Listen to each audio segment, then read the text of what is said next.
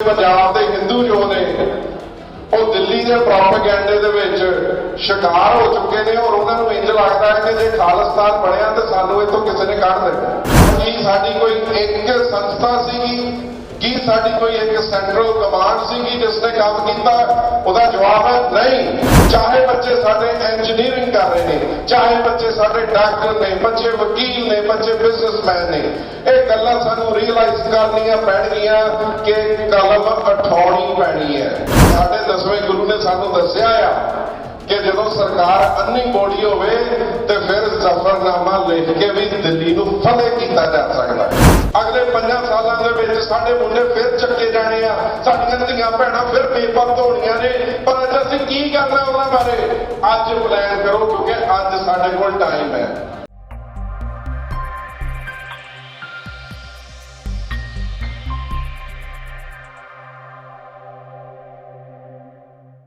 ਵਾਹਿਗੁਰੂ ਜੀ ਕਾ ਖਾਲਸਾ, ਵਾਹਿਗੁਰੂ ਜੀ ਕੀ ਫਤਿਹ। ਧੰਨਵਾਦੀ ਹਾਂ ਸ਼੍ਰੋਮਣੀ ਅਕਾਲੀ ਦਲ ਅੰਮ੍ਰਿਤਸਰ ਦੇ ਵਰਕਰਸ ਦੇ, ਔਰ ਉਹ ਤੋਂ ਵੀ ਵੱਧ ਧੰਨਵਾਦੀ ਹਾਂ ਜੋ ਰੂਹਾਂ ਜੋ ਸ਼ਖਸੀਅਤਾਂ ਸਾਡੇ ਵਿੱਚ, ਔਰ ਉਹ ਤੋਂ ਵੀ ਵੱਧ ਧੰਨਵਾਦੀ ਹਾਂ ਜੋ ਰੂਹਾਂ ਜੋ ਸ਼ਖਸੀਅਤਾਂ ਸਾਡੇ ਵਿੱਚ ਪਹੁੰਚੀਆਂ ਨੇ। ਉਹਨਾਂ ਨੇ ਇਹ ਨਹੀਂ ਦੇਖਿਆ ਕਿ ਕਿਹੜੀ ਜਥੇਬੰਦੀ ਕਰਾ ਰਹੀ ਹੈ, ਇਸ ਪ੍ਰੋਗਰਾਮ ਦਾ ਸਟੇਜ ਸੈਕਟਰੀ ਕੌਣ ਹੋਊਗਾ। ਹੁਮ ਹਮਾ ਕੇ ਇੱਕ ਕੌਜ਼ ਦੇ ਲਈ ਅਸੀਂ ਇੱਥੇ ਇਕੱਠੇ ਹੋਏ ਹਾਂ, ਔਰ ਉਹ ਕੌਜ਼ ਉਹ ਹੈ ਜਿਹੜਾ ਬੜੇ ਸਾਲਾਂ ਤੋਂ ਚੱਲਦਾ ਆ ਰਿਹਾ, ਕਿਉਂਕਿ ਅਕਸਰਕਾਰ ਅਸੀਂ 1984 ਜਾਂ 1947 ਤੇ ਰੁਕ ਜਾਂਦੇ ਹਾਂ, ਪਰ ਜਿਹੜਾ ਸਾਡਾ ਕੌਜ਼ ਹੈ ਇਹ 1849 ਤੋਂ ਚੱਲਦਾ ਆ ਰਿਹਾ ਹੈ।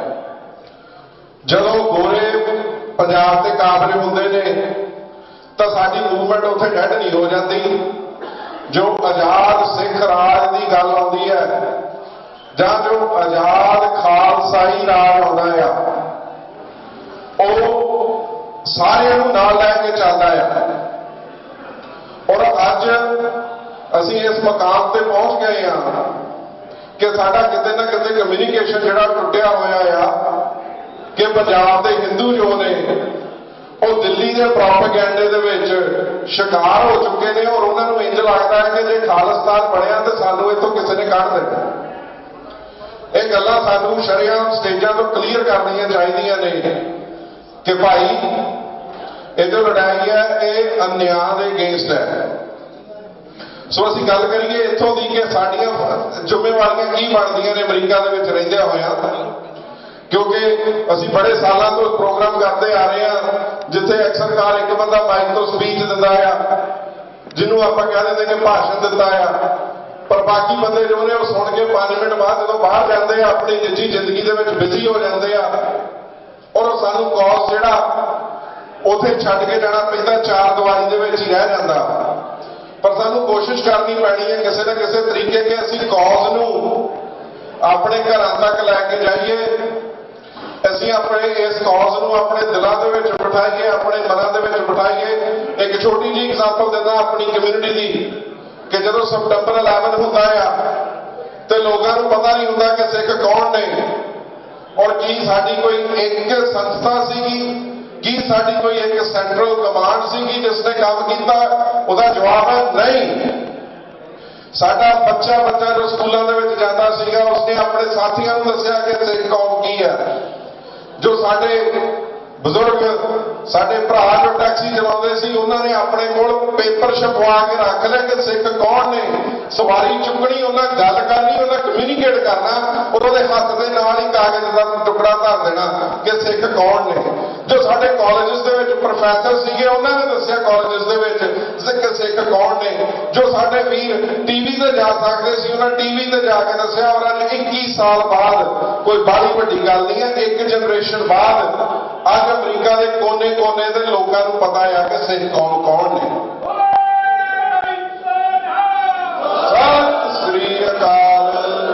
ਸੋ ਇਹ ਜਿਹੜਾ ਡਾਇਲੋਗ ਹੈ ਜਿਹਨੂੰ ਅਸੀਂ ਕਮਿਊਨੀਕੇਸ਼ਨ ਕਹਿ ਦਿੰਦੇ ਹਾਂ ਕਿ ਅਸੀਂ ਆਪਣੇ ਯੂਥ ਨੂੰ ਕਿਵੇਂ ਲੈ ਕੇ ਚੱਲਣਾ ਹੈ, ਸਭ ਤੋਂ ਪਹਿਲੀ ਗੱਲ ਇਹ ਕਿ ਅਸੀਂ ਆਪਣੇ ਘਰਾਂ ਦੇ ਵਿੱਚ ਡਿਸਕਸ਼ਨ ਕਰਨੀ ਸ਼ੁਰੂ ਕਰੀਏ।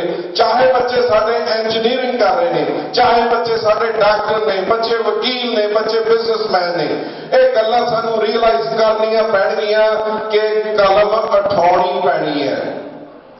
ਸ਼ਬਦ ਗੁਰੂ ਦੇ ਲੜ ਲੱਗੇ ਹੋਏ ਆ, ਸ਼ਬਦਾਂ ਦਾ ਸੁਮੇਲ ਕਰਕੇ ਅਗਲੇ ਦੇ ਦਿਲ ਤੱਕ ਜਾਣਾ ਹੁੰਦਾ ਆ। ਸਾਡੇ 10ਵੇਂ ਗੁਰੂ ਨੇ ਸਾਨੂੰ ਦੱਸਿਆ ਆ ਕਿ ਜਦੋਂ ਸਰਕਾਰ ਅੰਨੀ ਬੋੜੀ ਹੋਵੇ ਤੇ ਫਿਰ ਜ਼ਫਰਨਾਮਾ ਲਿਖ ਕੇ ਵੀ ਦਿੱਲੀ ਨੂੰ ਫਤਿਹ ਕੀਤਾ ਜਾ ਸਕਦਾ ਹੈ। ਅੱਜ ਜੋ ਕਲਮ ਦੀ ਲੜਾਈ ਹੈ, ਜੋ ਇੰਟਰਨੈਟ ਤੇ ਸਾਡੇ ਅਗੇਂਸਟ ਲਿਖਿਆ ਜਾ ਰਿਹਾ ਆ, ਜੋ ਬੋਲਿਆ ਜਾ ਰਿਹਾ ਆ, ਉਹ ਸਾਡੇ ਹਰ ਬੱਚੇ ਦਾ ਫਰਜ਼ ਬਣਦਾ ਆ। ਅਸੀਂ ਇੱਕ ਜਥੇਬੰਦੀ ਵੱਲ ਨਾ ਦੇਖੀਏ, ਅਸੀਂ ਇਹ ਨਾ ਦੇਖੀਏ ਕਿ ਸਾਰਿਆਂ ਨੂੰ ਇਕੱਠੇ ਕਰਕੇ ਚੱਲਣਾ ਆ। ਇਕੱਠੇ ਕਰਕੇ ਅਸੀਂ ਬਿਲਕੁਲ ਚੱਲਣਾ ਆ, ਪਰ ਉਸ ਦਿਨ ਦੀ ਵੇਟ ਨਹੀਂ ਕਰਨੀ। ਅਸੀਂ ਆਲਰੇਡੀ ਲੇਟ ਆ ਆਪਣੀ ਜੰਗ ਦੇ ਵਿੱਚ।